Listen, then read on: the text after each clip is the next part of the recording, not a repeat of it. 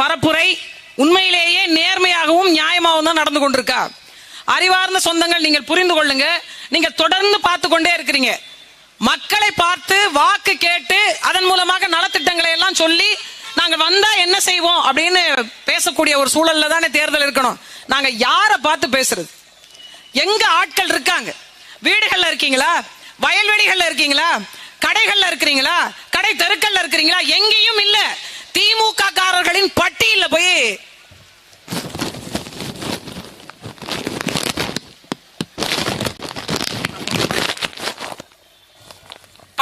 கொண்டு போய் வச்சிருக்க மாதிரி எல்லாரையும் கொண்டு போய் வச்சுக்கிட்டாங்க. இப்ப நீங்க கூட்டி வச்சிருக்கிற இடத்துல தான் நாங்க போய் பேச வேண்டிய சூழல் இருக்கு. அதற்கு ஒட்டுமொத்தமாக கிட்டத்தட்ட 13 அமைச்சர்கள், 26 மாவட்ட செயலாளர்கள், ஒன்றிய பொறுப்பாளர்கள், உண்மையிலே சொல்ல போனா விக்கிரவாண்டியில இருக்கக்கூடிய வாக்காளர்களை விட திமுகவினுடைய பொறுப்பாளர்கள் அதிகம். இங்க வந்து நின்றுருக்காங்க. எல்லாம் எதுக்கு தெரியுமா? ஒரே ஒரு மனிதனுக்கான பயம். ஒற்றை மனிதன். அந்த ஒற்றை மனிதன் உங்களை எல்லாம் இத்தனை உலுக்குகிறார் என்றால் ஒரே ஒரு தங்கச்சி சட்டமன்றத்துக்கு அனுப்பி பாருங்க. அவருடைய சாயலாக, அவருடைய குரலாக, தமிழத்தின் ஒட்டுமொத்த வலிமையாக அவள் என்ன உலுக்குவாள் என்று உங்களுக்கு புரியும். நாங்கள் ஒவ்வொரு இடத்துலயும் போய் பாக்குறோம். இந்த கூமுக காரவங்க இல்லையானே அல்லனே குடிகாரர்கள் முன்னேற்ற கழகம், அதுதான் கூமுக. இந்த கூமுக காரவங்க ஏன் நாங்க அப்படி சொல்றதுக்கான காரணம் இருக்கு. நீங்க காளியம்மாள் இப்படி பேசிட்டாங்கன்னு வருத்தப்படாதீங்க. நீங்க தான் குடிகாரர்கள் சொல்லாதீங்க, மது பிரியர்கள் சொல்றீங்க. இவ்வளவு சப்போர்ட் பண்றீங்க ஒரு பக்கம்.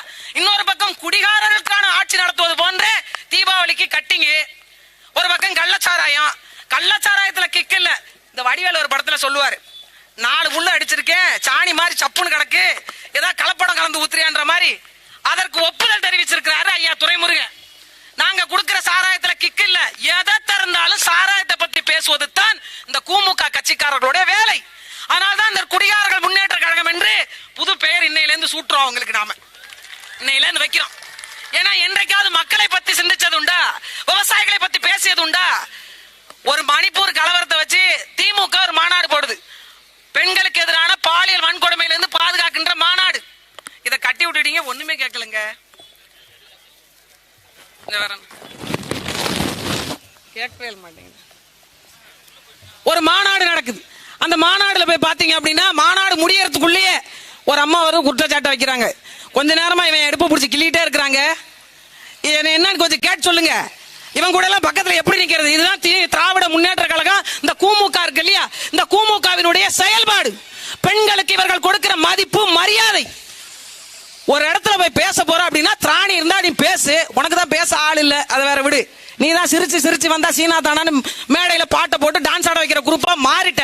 கருத்தியல் இல்ல, வெறுமனே காசை வைத்துக் கொண்டு ஒரு அரசியல். இந்த அரசியலுக்கு வாக்கு செலுத்த மக்கள் தயாராயிட்டோம். அதுல உண்மையிலேயே இங்க இருக்கக்கூடிய பெண்களை நிலைமை பார்த்தா வருத்தமா இருக்கு.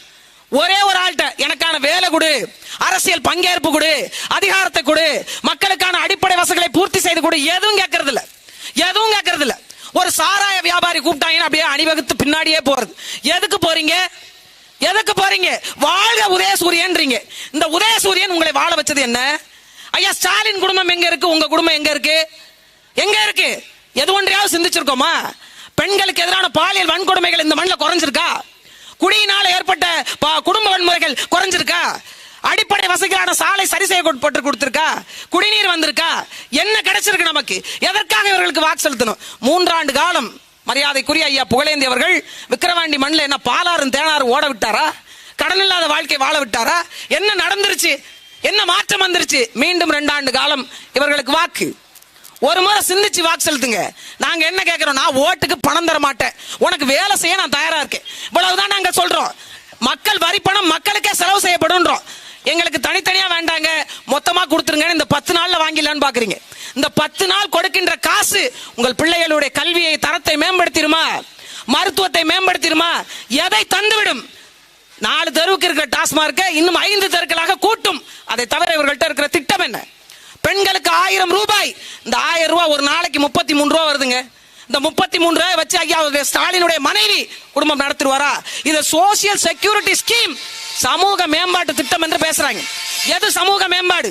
என்னை போன்ற ஒரு சாமானிய குடும்பத்து பிள்ளை, ஒரு கடைகோடியில் பிறந்த பிள்ளை, அரசியல் அதிகாரமற்ற பிள்ளை, ஏதிரிகளாக கிடந்த பிள்ளை கொண்டு வந்து இந்த இடத்துல நிப்பாட்டி வச்சிருக்காம எங்க அண்ணன். அது சமூக நீதி, அது சோசியல் செக்யூரிட்டி, அது சமூக மேம்பாடு. இன்னைக்கும் இலங்கை கடற்படையால கைது செய்யப்பட்டு 26 பேர் இப்ப 4-5 நாளைக்கு முன்னாடி சிறையில் அடைக்கப்பட்டிருக்காங்க. பேசுவதற்கு ஒரு நாதி, பேசுவதற்கு நாம் தமிழர் கட்சி எங்கள் அண்ணன் செந்தமிழன் சீமான விட்டா ஒரு வருத்தம் தெரிவிச்சு ஒரு அறிக்கை விட்டார் ஐயா ஸ்டாலின். ஒரு அறிக்கை. சிபிசிஎல் நிறுவனத்துக்கு எதிரான போராட்டம் நாம் தமிழர் கட்சி. பரந்தூர் விமான நிலையத்தில் நிலம் எடுக்கிறாங்க போராட்டம் நாம் தமிழர் கட்சி. நெய்வேலி நிலம் எடுக்கிறாங்க போராட்டம் நாம் தமிழர் கட்சி. கடைகளை அகற்றாங்க போராட்டம் நாம் தமிழர் கட்சி. கடற்கரை அபகரிக்கிறாங்க போராட்டம் நாம் தமிழர் கட்சி. மகளிருக்கு கொடுமை நாம் தமிழர் கட்சி. எல்லாவற்றிற்கும் நாம் தமிழர் கட்சி போராட வந்து நிக்குது. போராடாத ஒரு வாழ்க்கை தரமுங்க, ஒரே ஒரு அரசியல் அதிகாரத்தை தாங்கன்னு கேட்கிறோம். இதை கொடுப்பதுல உங்களுக்கு என்ன பிரச்சனை?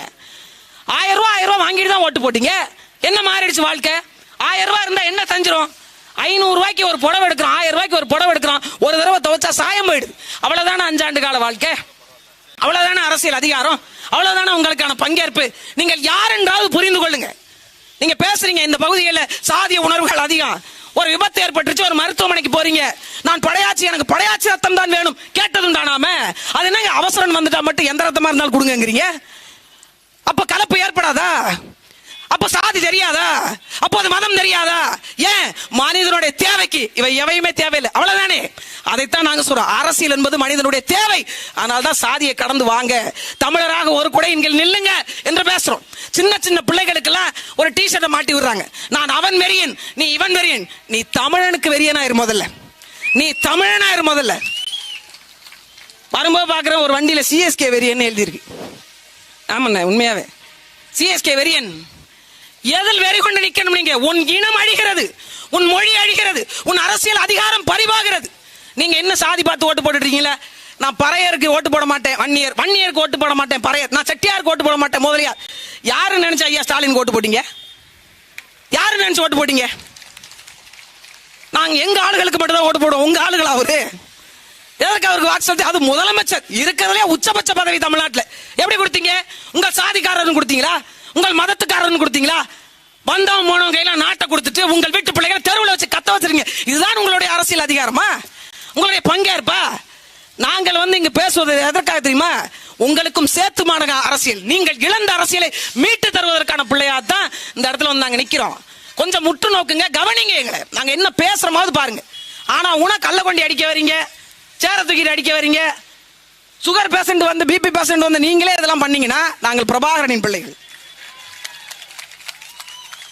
பச்சை மட்டையினுடைய தொடக்க மன்னன் சீமானினுடைய தம்பி தங்கச்சிகள். நீங்க பாட்டுக்கு வர்றீங்க, பொசுக்கு நாங்க தள்ளி விட்டு கீழே வந்துட்டு வயசானவங்களை அடிச்சுட்டோன்ற பேர் எங்களுக்கா? ஏன் இந்த வேலை? நீங்க தேர்தல் பரப்புரை செய்யுங்க, மக்களை பாருங்க, பேசுங்க, கருத்தியலா சொல்லுங்க. நான் இந்த திட்டத்தை கொடுத்திருக்கோம், எங்களுக்கு வாக்கு சொல்லுங்க, பேசுங்க. யாரும் கேட்க போறது இல்ல. கூட்டி கொண்டு போய் அடைச்சு வச்சுக்கிறீங்க. கேட்டா ஈரோடு ஃபார்முலா, ஈரோட கொண்டு போய் வித்துரும் இந்த விக்கிரவாண்டி ஃபார்முலா. விக்கிற வாண்டின்னு வைக்கிறது போல விக்கிற வண்டின்னு வச்சிருக்கலாம். உண்மையிலேயே வண்டி கட்டி போய் வித்துருவாங்க போல. அப்படிதான் சாரசாரியா மரியாதைக்குரிய அண்ணன் துரைமுருகன் சொன்ன மாதிரி எல்லாம் இன்னோவா காரு, ஃபார்ச்சுனர் காரு. நம்ம டியூல ஒரு கார் வாங்கினா கூட பெரும் பஞ்சாயத்து ஆக்கிறாங்கண்ணே, பெரும் பஞ்சாயத்து ஆக்கிறாங்க. ஏன்னா போயிட்டு இருந்தேனே, உணவகத்து வாசல்ல ஒருத்தர் நிப்பாட்டி ஒரு படம் எடுத்துக்கணும்னு கேட்டார். அது அவர் காரு. நான் அந்த காரை கவனிக்காம நின்று விட்டேனே. அந்த கார் பதறி போயிட்டாரு. காளியம்மாளோட கார் இது அப்படின்னு எடுத்து போட்டாங்களா, அவரு வண்டி ஆர்சி புக்கு எல்லாத்தையும் எடுத்து போட்டுட்டு வண்டி எண்ணுதுரான்ட்டு போடுறாரு. மறுநாள் வண்டி யாருதுன்னு தெரியல, உள்ள இருக்கிறவன் யாரும் தெரியல, வெளில இருக்கிறவன் யாரும் தெரியல, ஒன்னும் தெரியல. ஆனாலும் ஆட்சி அதிகாரம். நான் என்ன பண்ணேன், மறுநாளே போய் ட்ரெயின் முன்னாடி நின்று போட்டோ எடுத்தேன். வந்தே பாரத்னே நம்மளுதுன்னு சொல்லி விட்டு போங்க. மறுநாள் எங்க அண்ணன் போன் பண்ணி, என்ன ஏத்தா ஜெட்டு வாங்கியிருக்காமே, அண்ணனுக்கு 2 நாள் கூட பரப்புரைக்கு போயிட்டு வருவான், அவனை ஜெட்டு வரட்டும், சுத்தி விக்கிரவாண்டி நாங்க சுத்தமா இல்லையா பாருங்க. ஏன் நாம் தமிழர் கட்சியெல்லாம் கார் வாங்கப்படாதா, ஜெட்டு வாங்கப்படாதா? ஓங்கோல இருந்து ஓடி வந்து பஸ்ஸுக்கு காசு இல்லாம திருட்டு ரயில் ஏறி வந்த கூட்டம். நீங்க இன்னோவால போவீங்க, ஆடியில போவீங்க, ரேஞ்ச் ரோவர்ல போவீங்க. இந்த மண்ணுக்கு சொந்தக்காரியா? ஆனா இந்த மண்ணுக்கு சொந்தக்காரி, வர்த்தகத்தை உலகத்துக்கு கடத்திய கண்ணகியின் வாரிசுனா நான் போக கூடாதா? இந்த நிலப்பரப்பு முழுமைக்கு மாண்ட தமிழினத்தின் பெருங்கூட்டத்தின் வாரிசு நாங்க. என் பாட்டை முல்லைக்கொடிக்கு தேர கொடுத்துட்டு அவன் போயிட்டான். இவங்க கார்ல பவனி போறாங்க, நாங்க நடந்தே போகணுமா. ஒரு சோழனா போய் இதுக்காகவே ஆர்டர் போட்டிருக்கேன். ஏன்னா தமிழ் தேசியவாதிகளால சோழனா போய் மாட்டிட்டு போகணுமாமே. ஷூ போடக்கூடாது, செருப்பு போடக்கூடாது, காலில் ஒரு கட்டையை மாட்டிக்கிட்டு அப்படி போகணுமா. பஞ்சம் முளைக்க வந்த நீங்கள்லாம் இந்த மண்ணில் வாழ்வீங்க. உங்களுக்கு நிலத்தை கொடுத்து, அதிகாரத்தை கொடுத்து, ஆட்சியை கொடுத்து, எல்லாவற்றையும் கொடுத்து விட்டு நாங்கள் ஏழைகளாக திரியணும். எடுத்து தான் போடுறீங்க. அது சொந்தக்காரா இல்லையான்னு பார்த்து நாள் போடணும்ல. அடுத்தவங்கார ஏங்காரன்னு சொன்னா அவன் என் மேல கேஸ் போடவா?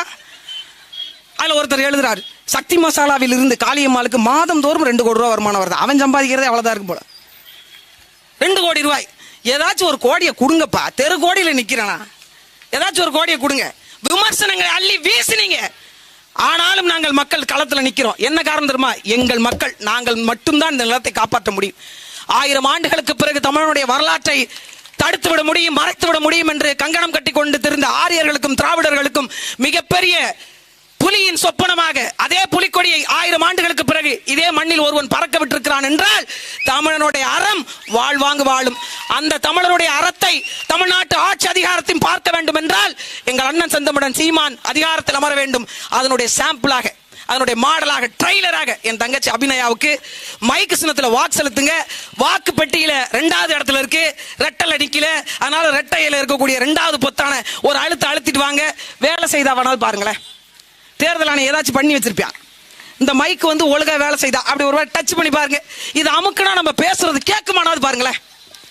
உங்க குரல் கட்டாயம் தமிழ்நாட்டு சட்டமன்றத்தில் அபிநயா வழியாக கேட்கும். நன்றி, வணக்கம். நாம் தமிழர். Hello mic testing 1 2 3. Hello mic. அடுத்ததாக சோழன் மு களஞ்சியம் அவர்கள்.